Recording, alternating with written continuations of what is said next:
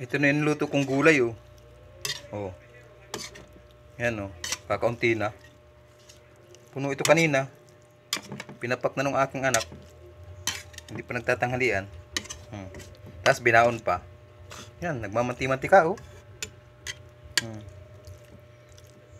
Yan, oh. Sarap initin yan. May nilagyan ko ng taba yan, oh. Yan yung puso ng latundan. Nilagyan ko ng taba. Yan. Sarap yan. Yan, oh. Oh, ha? Luto na. Luto na ang aking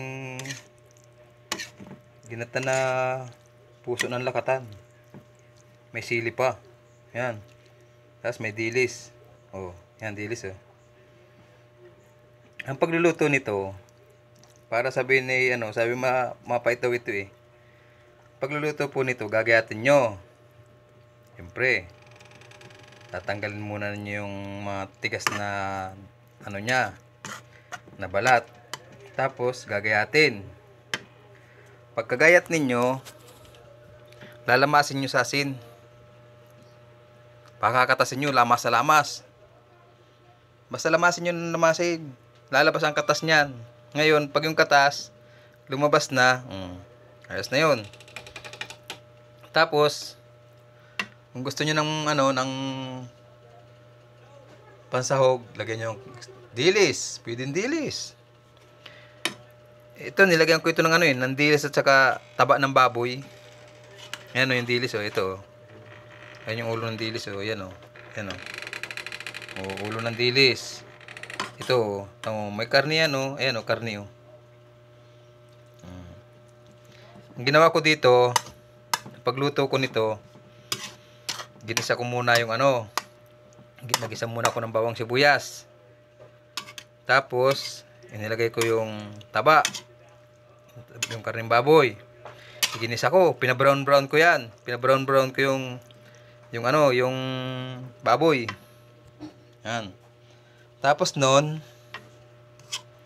nilagay ko din yung dilis. Ginisa ko muna, ginisa. Pagkagisa ko, nilagay ko na yung puso. Tapos hinalo ko uli. Hinalo. Halo. Pagkahalo ko, ganyan no, hindi hinalo na. Hinalo ko na. Hindi ko na ito iinitin gawa ng wala na yung mantika. Wala na yung gata. Kakaunti na. Kati na. Pagkahalo kong ganon, di yan ay na. Yung kumbaga sa niluto na. Hindi ko na nilagyan ng tubig yan. Tapos nilagay ko yung pangalawang gata. Ang pangalawang gata naman, ilalagay mo yung yung sabaw ng niyog niya. Yung pinakang tubig ng niyog. Yun ang ilalagay mo doon sa pangalawang gata. Doon sa una, kahit yung sarili niyang katas na yun. Para lalong lumapot ang niya. Ang kanyang sabaw. Ayan o, tamot malapot o. Tapos, pagkagisa mo, ilalagay mo na ngayon yung pangalawang gata. Hindi manamis na misyon. Papakuloy mo siya ngayon.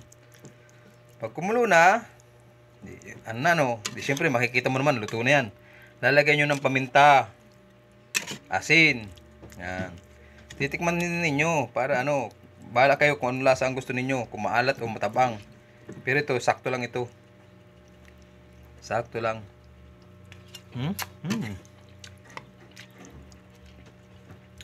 Sakto lang itong ulam. Dami yung kanina oh. Tapos, pag kumulo na, yung kakaunti ng tubig na katulad nito, katulad ng sabaw na ganito, sa pangalawang gata, ilalagay nyo yung unang gata.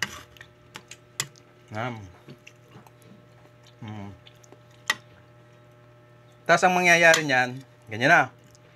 Ngayon, pagka konti na rin ang gata niya, lalagyan nyo na itong pangalawang, yung unang gata.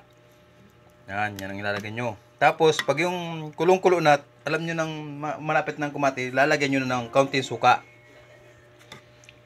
Kasi, mas masarap din pag may kaunting suka. Yung hindi ka masyado maumay. Ano po? Yan po. Po, maraming pong salamat. At ito na ang luto na. Nilutong puso ng saging na latundan. Yan. Masarap po. Hindi yan mapait. Subukan ninyo. Po, maraming pong salamat. May pang-upload na naman ako. Ingat po kayong lahat. Marvin Malapote, ingat. Diyan sa Marinduque. Sa lahat naman taga Marinduque na may bagyo, ingat po kayong lahat. Salamat po.